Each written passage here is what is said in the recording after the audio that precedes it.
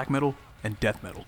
These are two genres of metal music that are as diverse as they are extreme. With such broad, varied components, it's no surprise that a fusion like Blackened death metal produces such a wide range of bands itself. If you put two Blackened death metal bands side by side, they might sound almost identical, or they could end up sounding worlds apart, like they're playing entirely different styles. Blackened death metal, otherwise known as Black Death, has seen the emergence of a variety of niches within the genre. I put together a few amorphous groupings, and I'd like to go over them as well as a few bands that I think are worthy of note. To preface this with a disclaimer, keep in mind I'm not advocating we add more subgenres. I don't think these amorphous, nebulous groups of mine work as subgenres. I just think it communicates what I'm trying to get at a little bit more effectively. With that said, this is Black Death, a blend without boundaries.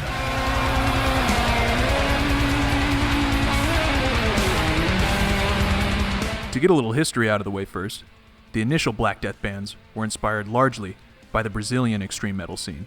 Bands like early Sepultura, Volcano, and especially Sarcophago, who would release their monumental debut, INRI, in 1987.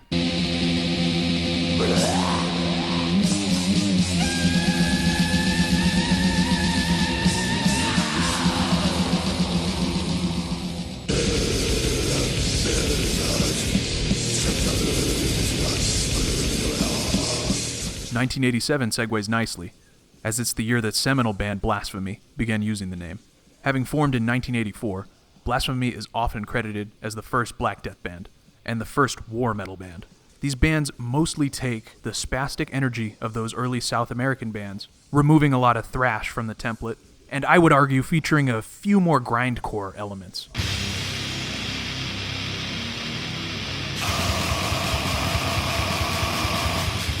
This stuff is bombastic, crushing, and pummeling, though there are exceptions that really slow things down.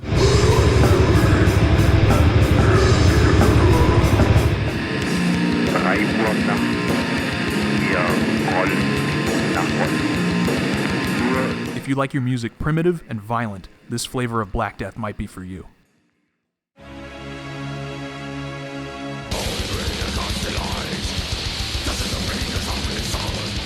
Proceeding in rough chronological order, the next Blackened Death niche to pop up was melodic Blackened Death metal, finding its origins in early 90s Sweden. The biggest names among these early Swedish bands include Dissection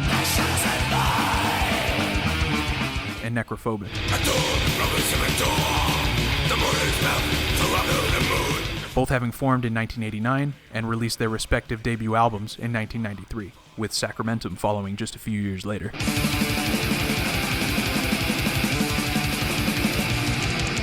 Though these bands are blending two extreme metal genres together, on the whole they're producing beautiful and catchy melodies and harmonies. This is arguably the most accessible format for Black Death. But it's interesting to note, these pioneers are held in pretty high esteem, even among the immature basement-dwelling elitist types. Just like me. While I've been going on and on about how nice and pleasant this melodic stuff sounds, the energy ebbs and flows, and there's plenty of melodic Black Death that still has a definite bite to it.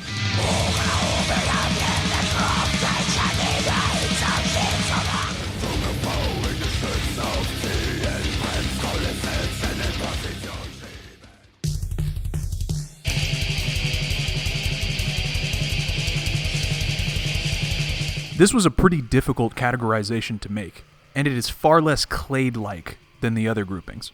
While there may not be a great degree of stylistic similarity between many of these bands, what I can say is that they all follow a sort of black metal ethos, aiming for a certain vibe, a certain energy or atmosphere.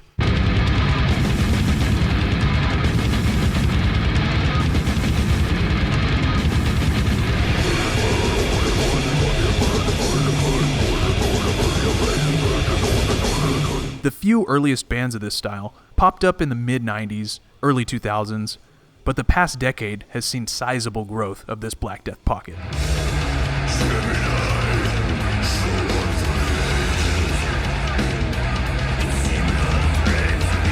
Please don't let my brevity dissuade you from checking this stuff out if you're looking for some truly weird, nightmarish music.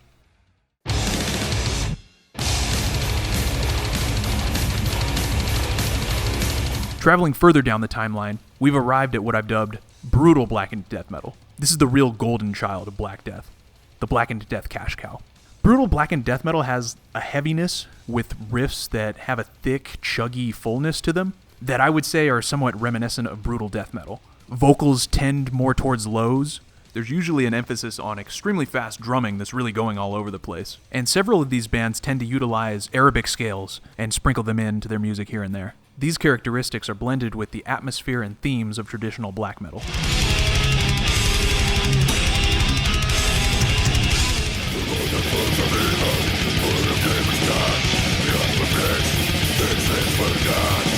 To put it bluntly, this is the grouping of behemoth-style blackened death metal. But the waters can get pretty muddied when discussing the origins of this pocket. Some credit Behemoth, others say Belphegor. Round 1. Fight! In 1995, while Behemoth was still playing straightforward black metal, Belphegor would release their debut full-length album, The Last Supper, which fused death metal and black metal. As I said though, it's not so straightforward.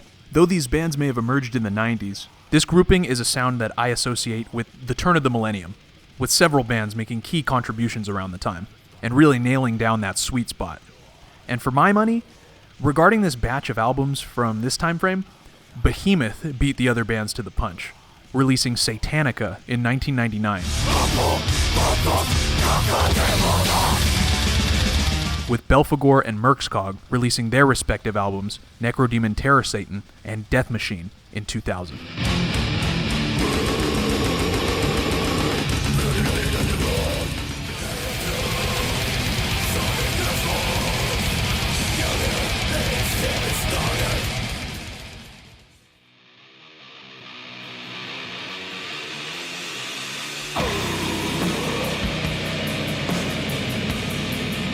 Well, that concludes my brief breakdown of blackened death metal, going over what I think are a few distinct styles within this fusion. Is that it? Did I solve the riddle? Have I closed the book on the Black Death categorization conversation? Absolutely not. There are countless bands, albums, and scenes that I've neglected to mention. I went out of my way to avoid talking about Black Death thrash or Black Death doom, but in reality, I mean, that stuff is blackened death metal. That stuff is Black Death. Yeah, it adds something else onto it, but you know, if you put salt and pepper on your BLT, it doesn't magically stop being a BLT.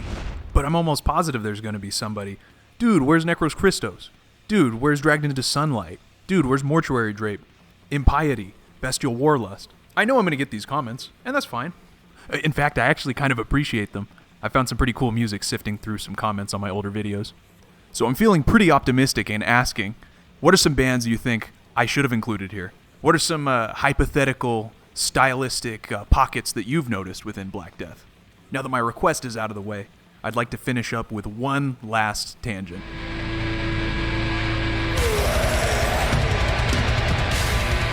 For what I promise is the last ramble, I wanted to explain the catalyst for me making this video.